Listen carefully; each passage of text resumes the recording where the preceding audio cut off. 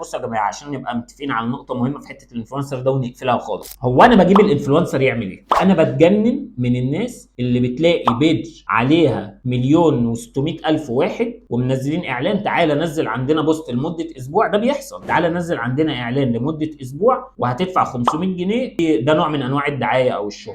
طب معلش انا اسف في الكلمه، هو الاودينس بتوع البيج دي هم الاودينس بتوع حضرتك؟ دي بيج عامله 1,600,000 واحد عشان بتنزل حاجات هلس، وحضرتك دكتور بقى اسنان باطني ايا كان، انت بتعمل ايه؟